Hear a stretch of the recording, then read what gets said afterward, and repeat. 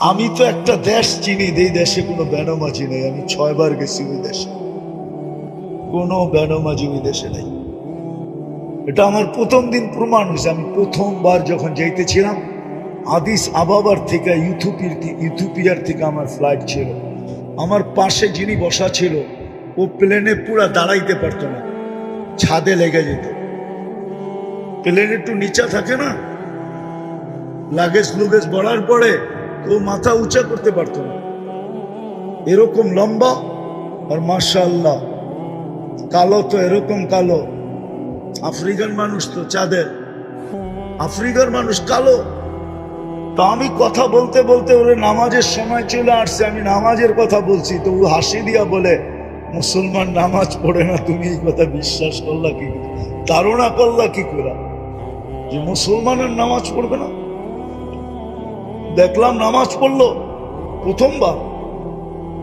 তো আমার দাওয়াত ছিল ওর বাড়িতে, তো নামাজের সময় আমি গেলাম, তো বলল চলো আগে নামাজ পড়ে নি পরে খাবো। তারপর আমি 6 বারে ওদেরকে পরীক্ষা করছি, বিলকুল টপ টু বাটন, প্রেসিডেন্ট থেকে নিয়া, সেনা প্রধান থেকে নিয়া, নিচের আমলা পর্যন্ত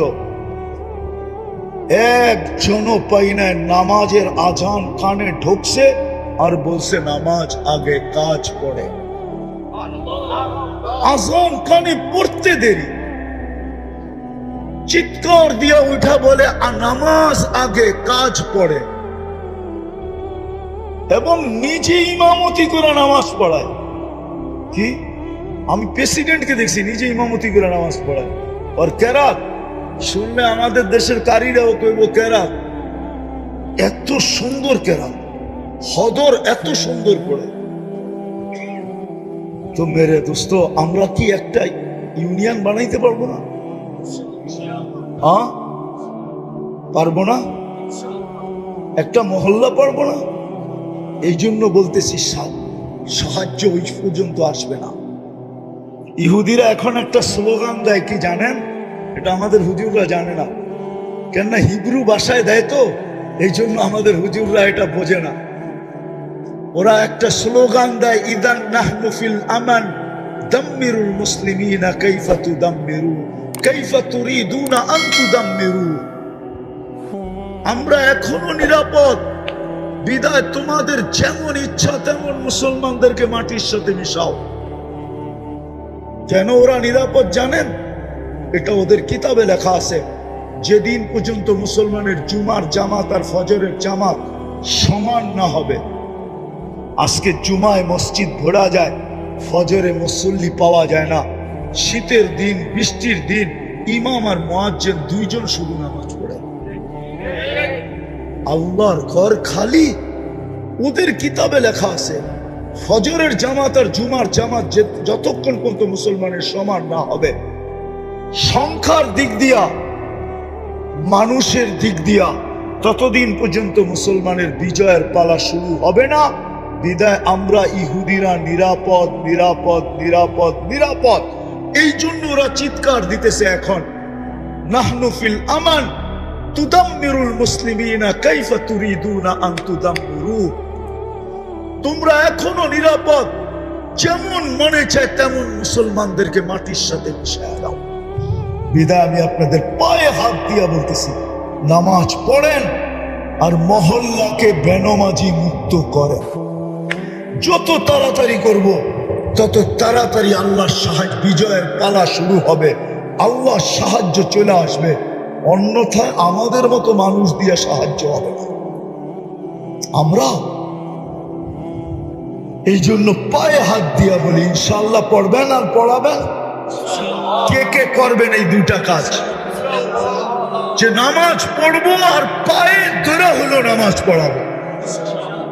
বিশেষ করে আমি ওমর ইবনুল খাত্তাব রাদিয়াল্লাহু তাআলা আনহু এই সংগঠনকে বলবো যে শুধু তোমরা না, তোমরা শুধু পুরস্কার নিলে চলবে না, 40 দিনের পুরস্কার, বরং তোমরা 40 দিন নিজে পড়তেও হবে, আবার আরেকজনকে পায়ে ধরে পড়াইতে হবে। যেদিন আমাদের মসজিদ ভরা যাবে, খোদার কসম, আমরা যদিও না মানি, ওরা কিন্তু এটা অক্ষরে অক্ষরে মানে। ওরা সারাদিন আপনাদের মসজিদের স্যাটেলাইট লাগায় রাখছে, আপনি জানেনও না। দুনিয়ার সারা মিডিয়া কাদের? আরে বলেন না, ইন্টারনেট কাদের, গুগল কাদের, ফেসবুক কাদের? সব ওদের, সবগুলোর হেড অফিস তেল আবিব। সব টাকা কাছায় যাইতেছে ওইখানে, আর অস্ত্র কিনতেছে, আর আপনাকে মাটির সাথে আমাকে মাটির সাথে মিশাইতেছে। মুসলমান, আমি তো এই জন্য বলি, আজকে যদি মুসলমান 200 কোটি বলতো যে আমরা আমাদের নিজস্ব দেশের পণ্য ছাড়া দুনিয়ার কোনো পণ্য ব্যবহার করব না, আজকে বলো, কালকে দেখেন দুনিয়াতে চিৎকার কিভাবে শুরু হয়, কিভাবে আপনার পায়ে ধরা শুরু হয়। দেখেন তেলের দাম কতটুক বাড়ে আপনার পায়ে মালিশ করার জন্য। তো যেটা বলতেছিলাম, প্রাণীবাদীরা 48,000 ফিলিস্তিনি মারা গেল। আচ্ছা, মুসলমান বাদেই দিলাম, মানুষ তো, মানুষ বাদেই দিলাম, প্রাণী তো না, প্রাণী না। কিন্তু প্রাণীবাদীরা বলো, ওনারা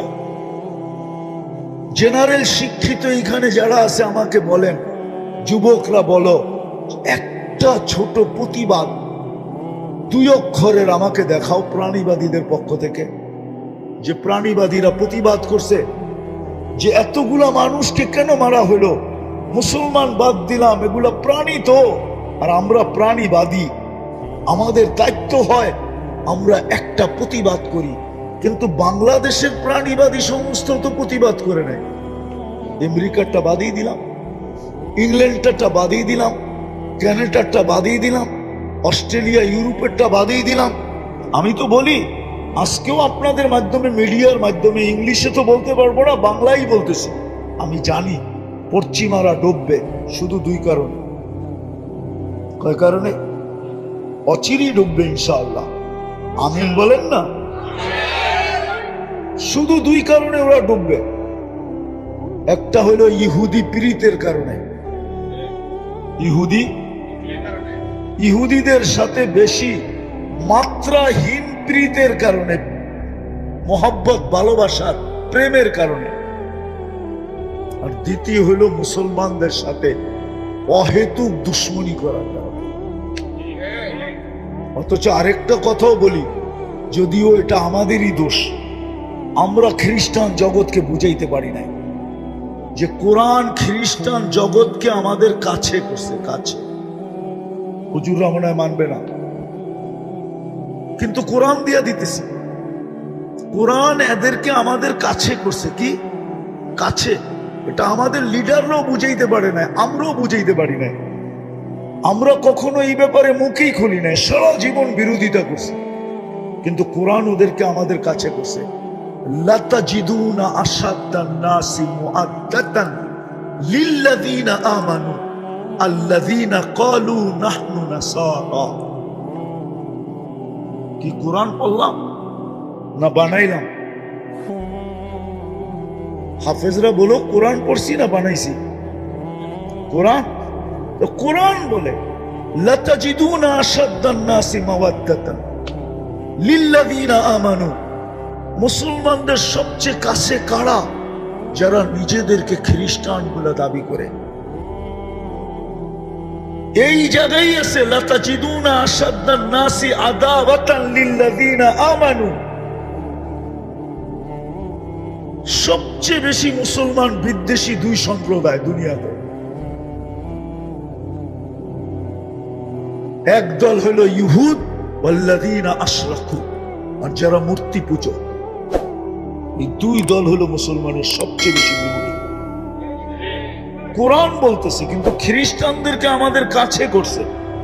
কিন্তু আমি বড় আফসোস করি দুনিয়া ঘুরার পরে, যে আমাদের স্কলাররা কেন ওদেরকে বুঝাইতে পারলো না, আমাদের নেতারা কেন ওদেরকে বুঝাইতে পারলো না। যদি ওদেরকে বুঝাইতে পারতাম, তাহলে এই দুরবস্থা মনে হয় কোনোদিন আমাদের দেখতে হতো না। আমরা বুঝাইতে পারি না। আমি আমার দোষও বলবো, শুধু ওদের দোষ বলবো এরকম না, আমার দোষও আমি বলবো যে আমি ওদেরকে বুঝাইতে পারি না, আমাদের স্কলাররা বুঝাইতে পারে নাই, আমাদের নেতারা বুঝাইতে পারে নাই যে তোমাদেরকে আল্লাহ আমাদের কাছে করছে, তোমরা আমাদের থেকে দূরে যাও তো যাও কেন, আমাদের সাথে বিদ্বেষ রাখো তো রাখো কেন, হিংসা রাখো তো রাখো কেন, দুশ্মনী রাখো তো রাখো কেন, আমাদেরকে ঘৃণা করো তো করো কেন, আমরা তো তোমাদের কাছে, তোমরা আমাদের কাছে। কিন্তু যখন আমরা বুঝাইতে পারি না, তো এই জন্যই বলতেছিলাম প্রথমটা যে ওরা ডুববে দুই কারণে, পশ্চিমারা ডুববে শুধু দুই কারণে, নাইলে ওদের ডুবার কোনো কারণ আমি দেখি নাই। শুধু দুই কারণেই ওরা ডুববে। একটা হলো ইহুদিদের সাথে ওদের পিরিত বেশি, পিরিত বোঝেন তো, কি ভালোবাসা, ঠিক না? আরেকটা হলো মুসলমানদের সাথে ওদের দুশ্মনী বেশি, এই কারণেই ওরা ডুববে। তো যেটা আমি বুঝাইতেছিলাম, কথা বাহির হয়ে চলে গেছি, আমি গুছায় নিয়ে আসতেছি, কথার শেষ জায়গায় আমি চলে আসছি। এটাই বুঝাইতেছিলাম যে দুনিয়ায় আপনি যতই আকর্ষণের পাত্র হন না কেন, ফুল তো ফুটলে আকর্ষণের পাত্র হয়। আপনি যতই আকর্ষণের পাত্র হন না কেন, এটা আমার বিষয় না। আমার বিষয় হলো এটা ভাবানো যে আমি আল্লাহর কাছে আকর্ষণের পাত্র কতটুকু, বা আল্লাহর কাছে আমি আকর্ষণের পাত্র হব কিভাবে, রসুলের কাছে আমি আকর্ষণের পাত্র হব কিভাবে। আর কারণও আমি বলছি যে এখানে চিরদিন থাকা যাবে, এই চেহারাটা যে অস্তিত্ব দিছে তার সামনে একদিন দাঁড়াইতে হবে। এটা অস্তিত্ব দিছে কে? কে দিছে? এই চেহারাটা আল্লাহ অস্তিত্ব দিছে।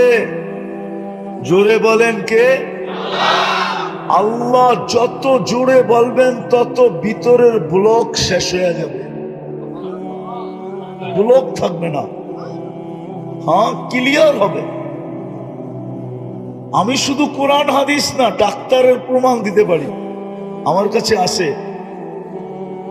অডিও ক্লিপ, আমার কাছে আছে। আমেরিকার ডাক্তার বলছে মুসলমানের হার্টের প্রবলেম হয় কি করে, আমার বুঝে আসে না। ও মুসলমান না, ও খ্রিস্টান।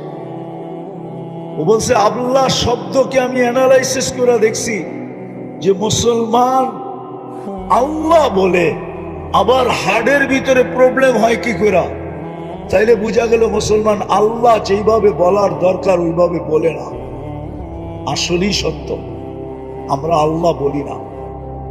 এইখানে একজনও পাওয়া যাবে না এই বিশাল জনগোষ্ঠীর ভিতরে। জানি না অন্তরালে কোনো মা বোন পাওয়া যায় কিনা যে ডেলি 200 বার আল্লাহ বলে। কয়শো বার? অথচ আমার থিওরি হলো, আমার থিওরি কিতাবের থিওরি না, আমার যৌক্তিক থিওরি হলো প্রত্যেক মানুষের ডেলি 550 বার আল্লাহ বলা চাই। কথাগুলো যত বেশি মনোযোগ দিয়ে শুনবো এবং পরিবেশটাকে যত নির্জুম রাখবো, নির্জুম বোঝেন, যত বেশি মনোযোগী হব আর পরিবেশটা যত নির্জুম হবে, কোলাহল মুক্ত হবে, কথাবার্তা মুক্ত হবে, কোনো কথা কোনো সাউন্ড হবে না, তাইলে আল্লাহর পক্ষ থেকে 3টা পুরস্কার পাবো। কয়টা? যদি আমি মনোযোগকে উজাড় করে দিয়া শুনতে পারি, উজাড় করে দিয়া, উজাড় বোঝেন, যা আছে পুরাটা ঢাইলা দিলাম, এটার নাম হলো উজাড় করে দেওয়া। আর পরিবেশটা যদি নির্জুম হলো, 3টা লাভ হবে। 1 নম্বর, কথাগুলো সহজে বুঝে আসবে। দ্বিতীয় হবে, কথাগুলো আল্লাহ দিলে কাইথা দিবে। তৃতীয়, আল্লাহ আমল করার তৌফিক দিবে। কি? আমল করার তৌফিক দিবে আল্লাহ, অর্থাৎ জীবনে আমল আসবে। ফুল যেরকম ফুটা ব্যতীত, ফুল যতক্ষণ না ফোটে ততক্ষণ কেউ এর দিকে চোখ উঠায় তাকায় না। কেননা ফুটা ব্যতীত ঘ্রাণও আসে না, আর রঙও দেখা যায় না। বুঝাইতে পারতেছি তো? আমার কথায় সুর হবে না, এই জন্য ধ্যান দিতে হবে। ফুল যতক্ষণ পর্যন্ত না ফোটে ততক্ষণ পর্যন্ত কিন্তু কেউ চোখ তুলা দেখে না, হাত বাড়ায় নেয় না, কাটার খোঁচা খাইয়েও কেউ ছিঁড়ে না। আর যখন ফুটা যায় তো কাটার খোঁচা খাইয়েও হাত দিয়া ছিঁড়ে,